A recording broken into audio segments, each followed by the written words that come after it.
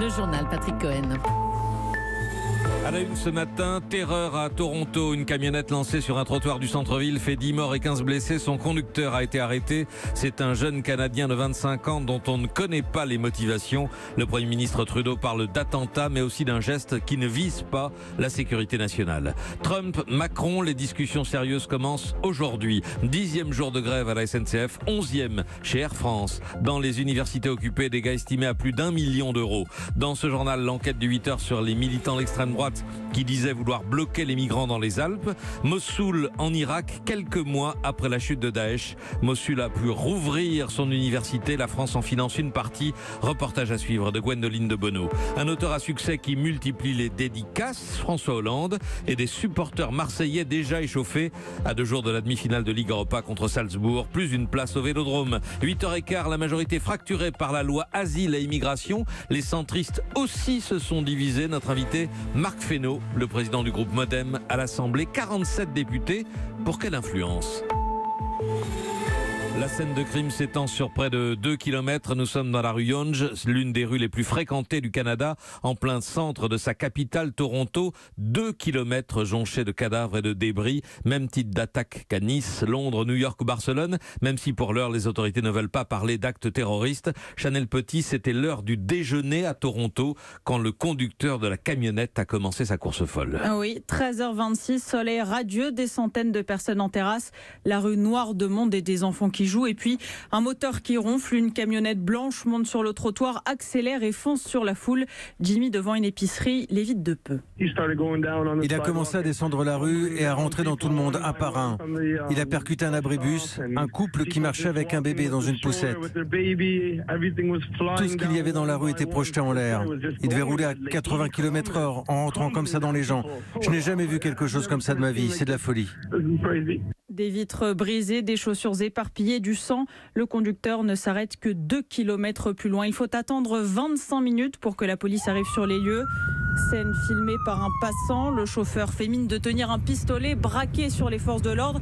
Il crie « Tirez-moi dans la tête !» mais le policier ne tire pas et finit par le maîtriser. L'homme s'appelle Alex Minassian. C'est un étudiant canadien de 25 ans. Il vit dans la banlieue nord de Toronto. Il est actuellement toujours en garde à vue. On ne connaît pas ses motivations. Et même si le Premier ministre canadien Justin Trudeau parle d'un attentat tragique et insensé, la police semble pour l'instant écarter la piste terroriste et privilégier celle de l'acte isolé. Quoi qu'il en soit, l'enquête sera longue, préviennent les autorités locales. Ce quartier de Toronto sera d'ailleurs fermé plusieurs jours. Chanel Petit, merci. Le président Macron a appelé Justin Trudeau cette nuit pour lui faire part de la solidarité de la France. C'était juste après le dîner entre couples de Mount Vernon. On a vu Trump et Macron surjouer la chaleur de leur retrouvaille. Aujourd'hui à la Maison-Blanche, la journée commencera par un tête-à-tête d'une demi-heure. Rendez-vous élargi ensuite pendant 1 heure à leurs proches collaborateurs. Europe 1, 8h03. Des conflits qui continuent en France et où rien ne bouge. 10e jour de grève à la SNCF. Trafic plus perturbé qu'hier avec seulement 1 TGV sur 3 et 2 Transiliens ou TER sur 5. Les syndicats se réunissent cet après-midi pour envisager la poursuite du mouvement pendant l'été en juillet et août. Chez Air France, 11e jour de grève. Près de 75% des vols sont assurés. À l'université, les occupations et dégradations de fac ces dernières semaines vont coûter plus d'1 million d'euros de rénovation, estime la ministre Frédérique Vidal. Vers de nouvelles baisses d'impôts, c'est la une des Échos ce matin, mais de nouvelles baisses pour les entreprises. Après la baisse annoncée de l'impôt sur les sociétés, Daniel Fortin, il s'agirait cette fois de baisser les impôts sur la production. De quoi s'agit-il ? Alors ce sont toute une série de taxes liées à l'activité des entreprises. On peut citer par exemple le versement transport aux salariés, la taxe formation, la taxe d'apprentissage, la cotisation foncière et bien d'autres encore. Elles représentent ensemble une ponction de 72 milliards d'euros chaque année. Et c'est cette enveloppe que Bercy voudrait donc diminuer dès le budget 2019. L'idée, c'est de réduire encore les charges qui pèsent sur notre outil industriel, d'autant que tous ces impôts restent dus, même si l'entreprise concernée ne fait plus de bénéfices. Mais n'est-il pas logique que les entreprises paient ces contributions, Daniel ? Alors si, sans doute, mais le problème, c'est qu'elles en payent beaucoup plus que leurs concurrentes en Europe, 3 fois plus qu'en Allemagne par exemple, ce qui handicape fortement le fameux Made in France. Et surtout, ces impôts ont progressé de 20% en 10 ans, beaucoup plus vite que le PIB qui n'a augmenté n'était lui que de 14%. Donc le sujet est sur la table. Il reste maintenant à trouver le moyen de compenser ce qui serait une perte de recettes pour l'État, donc de trouver des économies supplémentaires. Et ça ne sera pas le plus simple. Daniel Fortin des Échos, merci. La fiscalité à la mode Macron, la hausse de la CSG pour les retraités, on lui en parle tous les jours. C'est François Hollande qui, ces jours-ci, reprend contact avec les Français, qui multiplie les rencontres et les dédicaces de son livre « Les leçons du pouvoir », déjà imprimé à près de 100 000 exemplaires. C'est un succès de librairie. Hier soir à Paris, la séance a duré près de 6 heures. Séance de dédicace ou de consultation, Virginie Riva? Table en bois disposée au fond de la librairie, un bouquet de roses rouges. François Hollande reçoit ses visiteurs comme un médecin. Il les fait asseoir face à lui, les garde quelques minutes en les interrogeant. Alors vous, pourquoi vous êtes venu justement? Je suis venu pour quelque part vous remercier de tout ce que vous avez fait pendant ces 5 ans, même si ce ne fut pas toujours très facile. Voilà, c'est clair. C'est le message régulièrement qui est dit. L'occasion pour lui, comme pour eux, de solder un rendez-vous manqué. Cet homme lui pose la question: pourquoi avoir annoncé votre renoncement si tôt? Il a reconnu que c'est ça la plus grosse erreur, parce que la situation politique en mars était différente de celle de janvier, avec tout ce qui est arrivé à Fillon. Parce que nous, on ne s'est jamais remis de son renoncement. Et puis la comparaison avec le quinquennat actuel pointe sur beaucoup de lèvres, comme pour cette retraitée. Je trouve que ça a été un président normal, mais un grand président, et qui prenait en compte tous les gens, y compris les retraités. Vous voyez pourquoi je vous parle des retraités. Ça, c'est pour l'augmentation de la CSG faite par le président actuel. François Hollande s'interdit avec effort tout commentaire, mais lance à un jeune militant socialiste: je suis là pour remobiliser les troupes. Reportage de Virginie Riva du service politique d'Europe 1. Europe 1, 8h06. Nordal-Lelandais a-t-il fait d'autres victimes et combien? Le parcours de l'homme qui a déjà avoué avoir tué la petite Maëlys et le caporal Noyer est scruté à la loupe. Plusieurs familles ont déjà demandé l'étude des dossiers de leurs proches disparus. On vous parlait hier de Lucie Roux, disparue depuis 6 ans en Savoie, qui était en hôpital psychiatrique avec Lelandais. Eh bien, d'après vos informations, Salomé Legrand, le cas était déjà étudié par les gendarmes. Le dossier était déjà dans les radars de la cellule Ariane. Ces 5 gendarmes chargés à temps plein de retracer le parcours de vie de Nordal-Lelandais. D'après nos informations, le cas de Lucie Roux, hospitalisée en psychiatrie en même temps que l'ancien maître chien, ne leur avait pas échappé. Dans ce travail de longue haleine, les enquêteurs utilisent 2 approches. Une très méthodique: où était Nordal-Lelandais? À quel moment? Y a-t-il eu des événements particuliers dans la zone? Et une autre plus intuitive: au flair, nous dit-on, en fonction d'événements qui interpellent, comme le cas de ces disparitions successives en 2011 et 2012 de 2 jeunes hommes participant à un concert au fort de Tamier en Savoie, non loin du domicile de Lelandais. Les gendarmes priorisent ensuite en fonction des délais de prescription. Ils évaluent également les chances de déboucher du dossier. Une enquête est-elle déjà ouverte, déjà classée? Existe-t-il des éléments à faire analyser comme des prélèvements ADN?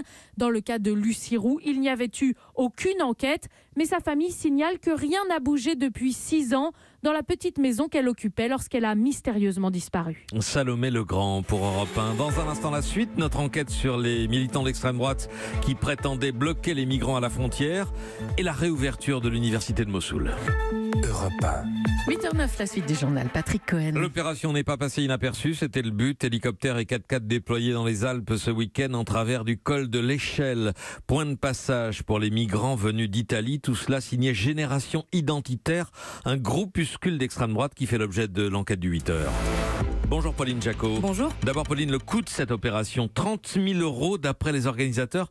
Question, d'où vient cet argent? Eh bien, à les entendre, ce sont des dons des adhérents, des militants, des sympathisants, de 10 à 500 € sur leur site internet, montant libre sur leurs différentes plateformes de financement participatif. 30 000 € récoltés cette fois-ci grâce à des donateurs lambda, affirme Romain Espino, porte-parole du mouvement. Il n'y a pas de personnalité, il n'y a pas d'organisation. Ce sont vraiment des particuliers qui ont pu voir nos actions dans les médias, sur les réseaux sociaux. Dans chaque opération de levée de fonds, il y a des plus gros donateurs et des plus petits en fonction de leurs moyens, mais c'est vraiment du particulier lambda. Mais l'an dernier, c'est l'ultra-droite américaine qui a soutenu leur levée de fonds avec des poids lourds du suprémacisme blanc. On est donc très loin des donateurs lambda. 300 000 € récoltés pour leur navire anti-migrants en Méditerranée.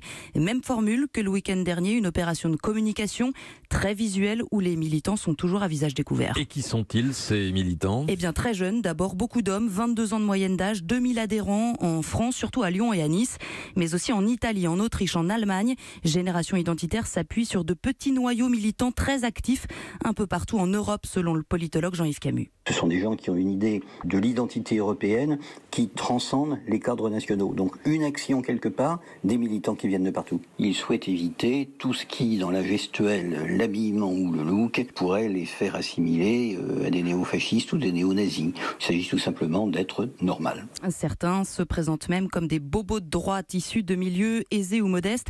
Et les jeunes de Génération Identitaire ont aujourd'hui pris la succession du bloc et des jeunesses identitaires aujourd'hui inactives. Génération Identitaire, une sorte d'école de formation, disent certains spécialistes, pour rejoindre le Front National. Justement, quels sont les rapports de Génération Identitaire avec le FN ? Eh bien, officiellement, il n'y en a aucun, mais on note une sympathie du FN à leur égard. Hier, le député Louis Alliot a salué une opération de com réussie.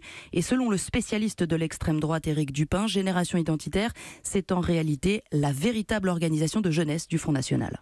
L'enquête du 8h de Pauline Jacot, merci beaucoup. C'était il y a quelques mois encore l'un des principaux centres de commandement de Daesh à Mossoul, l'université de la ville qui fut aussi l'une des plus prestigieuses d'Irak. Elle vient de rouvrir ses portes. La France finance une partie de la reconstruction de cette faculté, le département français et la fac de médecine, un lieu qui désormais incarne la renaissance de Mossoul après le départ des djihadistes. Reportage de l'envoyé spécial d'Europe 1 en Irak, Gwendoline de Bono. Des milliers d'étudiants, filles et garçons plaisantent, livres sous le bras à la cafétéria. On flirte et l'on fabrique à nouveau du savoir là où il y a moins d'un an l'État islamique fabriquait des armes.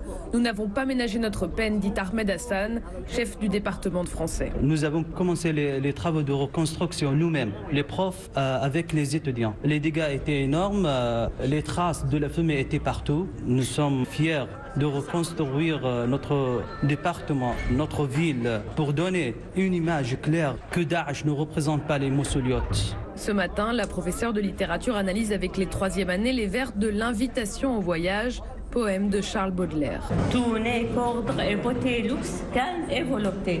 Il y a un rythme très beau, musical. Toute la classe est attentive. Il y a ce désir de rattraper le temps perdu pendant le règne djihadiste. J'ai étudié en cachette quand Daesh était là, mais j'avais peur car s'ils avaient trouvé mes livres, la punition aurait été sévère. Maintenant, on se doit de travailler dur pour rattraper notre niveau. On est heureux d'être enfin là et j'espère que cette université redeviendra vite la plus prestigieuse d'Irak. Après les cours, beaucoup d'étudiants se retrouvent au café littéraire. On y joue de la musique entre les volutes de fumée. On pensait qu'il faudrait une décennie, dit un habitant, avant que l'université ne ressuscite ainsi. Mossoul, Gwendoline de Bono, Europe 1. Il est 8h13. À Marseille, les supporters déjà en folie. Dans 48 heures, l'OM disputera sa demi-finale allée de la Ligue Europa face à Salzbourg. Le vélodrome est complet, plus une seule place à vendre. Le site de la billetterie a même bugué face à l'affluence. Il y a les supporters chanceux qui seront dans le stade et les autres. Reportages à Marseille de notre correspondante Nathalie Chevance. Ils sont des milliers de supporters sur le carreau, sans billets, frustrés d'avoir passé des heures sur Internet sur la billetterie de l'OM, saturée, qui a même bugué, et pour cause. La demande est telle qu'on pourrait remplir le vélodrome 3 fois.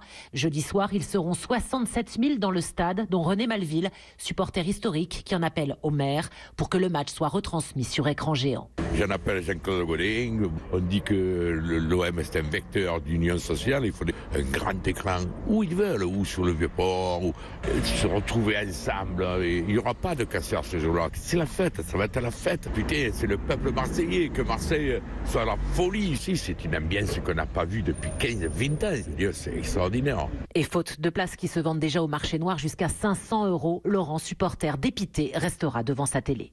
Ah ouais, ça fait mal au cœur, c'est sûr, ça fait toujours plaisir d'aller au stade, mais bon, si on ne peut pas y aller, c'est dur, le stade il est plein, il est rempli à craquer.